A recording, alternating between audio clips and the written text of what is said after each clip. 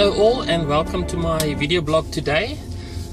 I want to talk a little bit about leadership, just a few thoughts on that in today's blog. When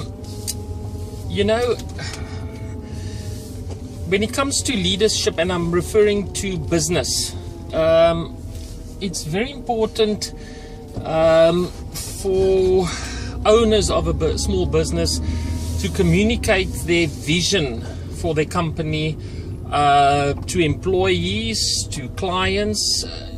One has to have a sense of where does this owner want to go in his or her business. How do they want to grow? What is their vision? What is their dreams for their business for the future? Now,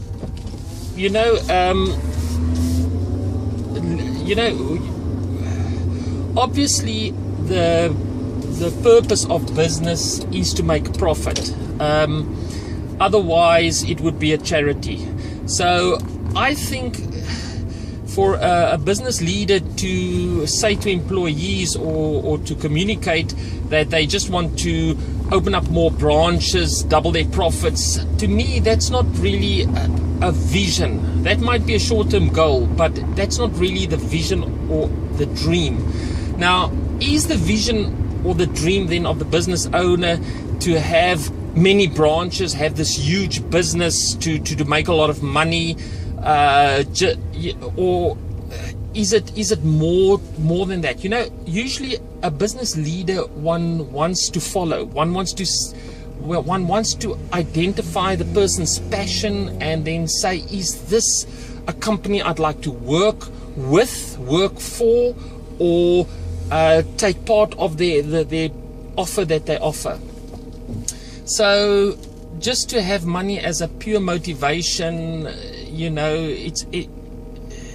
that's not a leader that I would really want to follow, even though making a profit is very important. So what are the qualities one is looking for? Well, I'd like just to give an example from my personal point of view. It can differ from various people. So in other words, who do I think is a leader? Who do you think is a business leader or a person with leadership qualities? Well, I want to say to you that I admire Elon Musk. I'll tell you why. Because when he started his electric car business many years ago, he had this dream and vision of everybody driving electric cars, because he could not see a future where everything is just dependent on petrol and exhausting the minerals and adding to global warming and pollution. So he had this vision that electric is the way to power the future, and he had this vision of every person having an electric car. Now, whether it's 10 or 15 or 20 years ago, you'd look at this guy and you'd admire him and say, yes, he's a businessman. He's now spent his fortune now on building the Roadster, building a business that would now sell electric cars. Wow, what vision. But really, would you want to follow a person like that? You don't know, because you want there to be a track record or a reputation. So besides the vision that leaders has to be able to communicate, besides communicating your vision, you must have a track record to show that you are dedicated to it. Because it's one thing for a business owner to say, I've got a vision for the future, and it sounds so wonderful, but his track record shows that it's really about making money. It's not really about the vision. So early on, Elon Musk, one could say, yes, but is it really his vision, or does he see a gap in the market to make money? Well, when push came to shove in 2008, he took all his resources and invested his personal wealth into his business.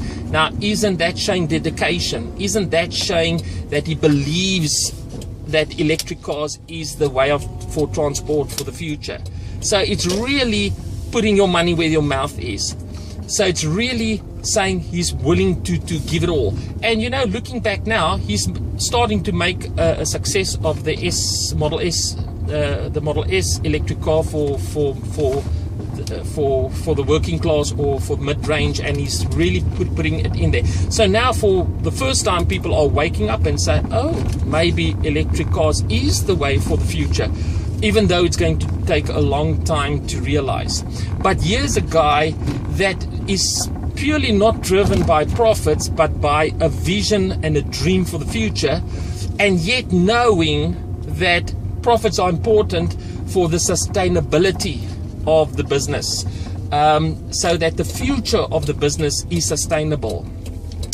So if I'm looking at myself and my business, I'm 100% convinced, if I look at my motivation, that yes, profits is important, but the key motivation is, can I make a difference in the lives of my students? In other words, me teaching them computer graphics, are they able to use that knowledge that I've taught them and use that knowledge and better their lives and realize a new career or realize success in their business?